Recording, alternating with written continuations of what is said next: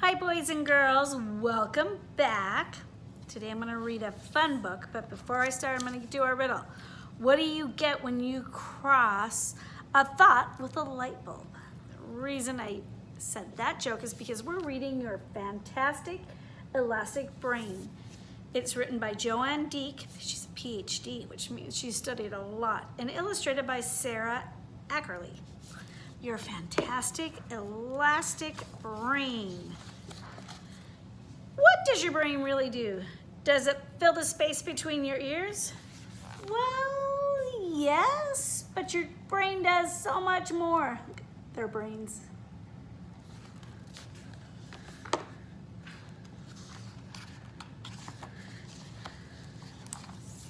Your brain helps you think and remember and name what you see and what you hear.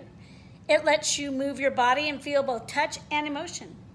Your brain does all these things that make you, like food, favorite word is elbow, ping pong champ, knows the global landmarks, good at science, enjoys reading pirate books. She's so unique, my favorite word too.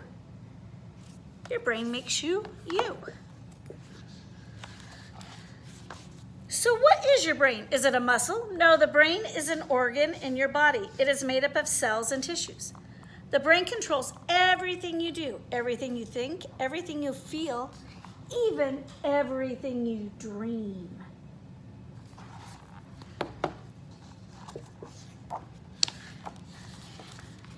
The brain has so many parts that do all different kinds of jobs. The cerebrum, the hippocampus, the prefrontal cortex, or PFC, the amygdala, the cerebellum. Whoa, that pink stuff is busy.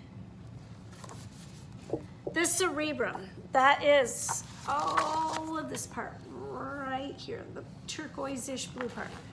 The cerebrum is the largest part of your brain. It helps you think and speak. The cerebellum is a small part at the back of your brain that helps your muscles to coordinate your movement and balance so that you can walk, ride a bike, or play tag. Right there. And it would be in the back of your head. You were looking at your brain.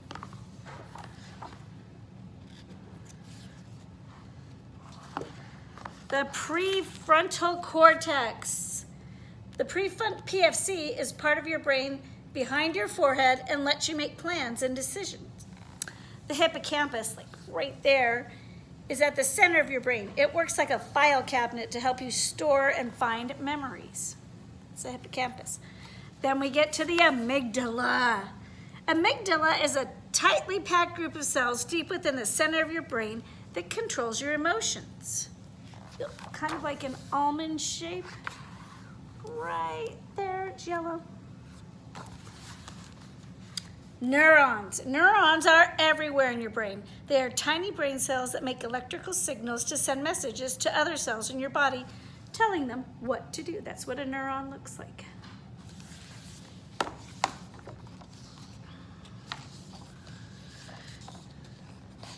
When you were born, you were very little. Your brain was small and not so strong. As you get older, your body grows and gets stronger. And as part of your body, your brain grows and learns to do new things.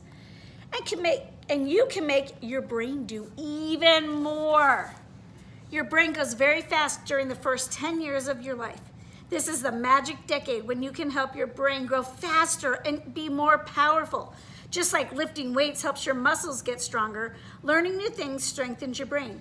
You can give your brain a good workout by trying to learn many different things. Wow, and you are all under 10, so your brain is ready to work out. Like elastic bands that stretch when you pull them, even things that are hard at first, or that you don't like to do, or that you don't do very well, get easier when you keep trying.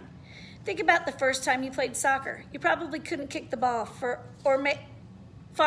or make any goals. But as you kept going to practices, you learned more about the rules of the game and followed your coach's directions. The muscles in your legs and feet grew stronger. Your movements were more coordinated and you can run farther and faster. Learning more and practicing is what you learned and what learned to let you play better and have more fun. Practice really does make perfect. or at least much better.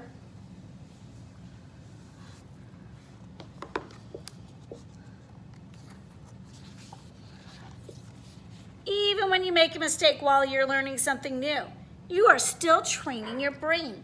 You will remember that mistake and try something else until you get it right, like the magic trick.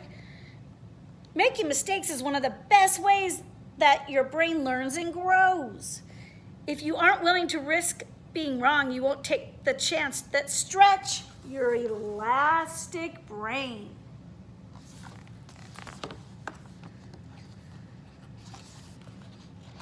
You can stretch that part of your brain that controls your feelings too.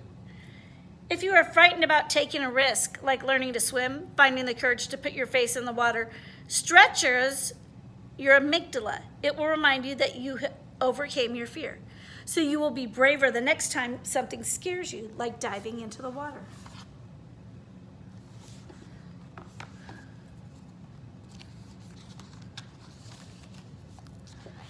Learning something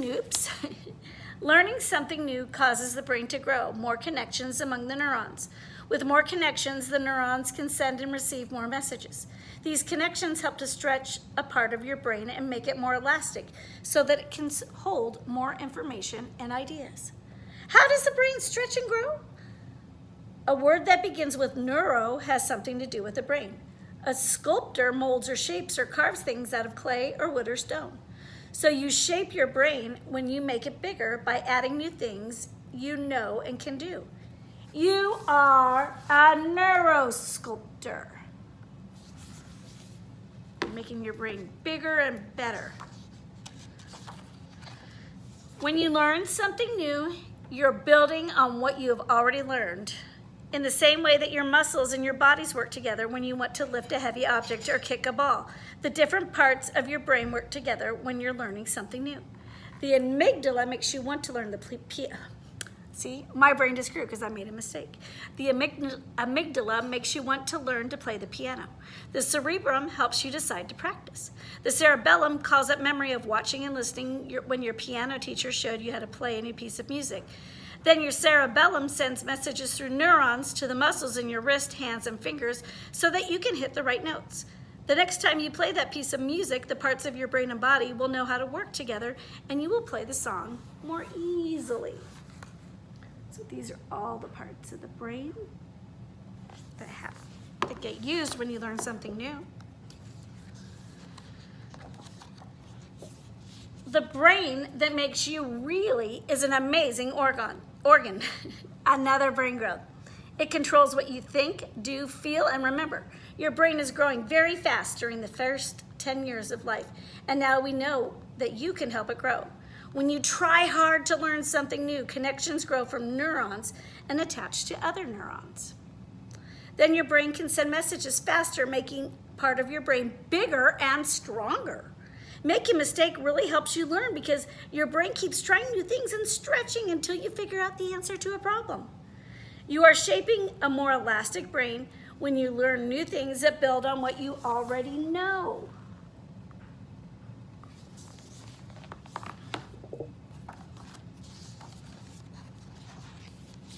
The more you learn and think about different kinds of things, the more you can learn, know, and enjoy. The harder you try without giving up, the more you will learn. So important.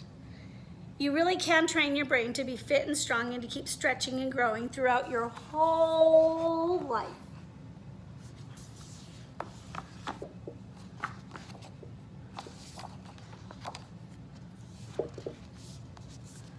More about the fantastic elastic brain. The brain is the most important organ in our body. It influences our actions, thoughts, and feelings, essentially everything we do. Each of us has unique strengths. Some of us are stellar athletes who can run as fast as the wind. Some of us are phenomenal writers who can always know just the right word to use. Some of us have huge hearts and make friends easily. Each of these strengths relates to an area in our brain. If a particular skill comes easily for us, the corresponding part of our brain is already in shape. Our brains require exercise to stay in shape. Some of the skills that we are good at require less brain exercise, while those that we want to improve will require more brain exercise.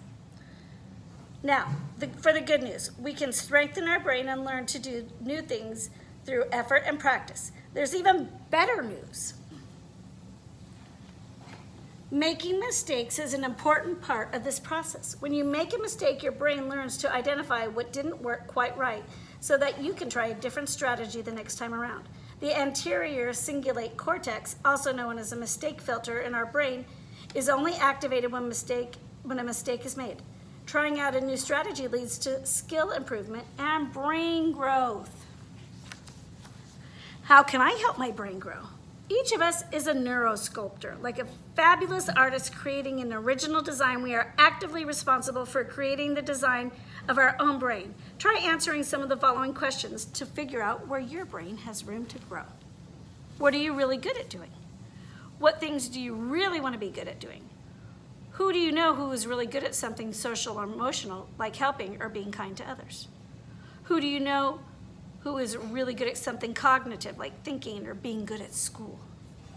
Who do you know is really good at something physical or kinesthetic, like a sport or doing something with their hands? Who do you know who's really good at other things that I think are great? What has that person done to become really good at that skill?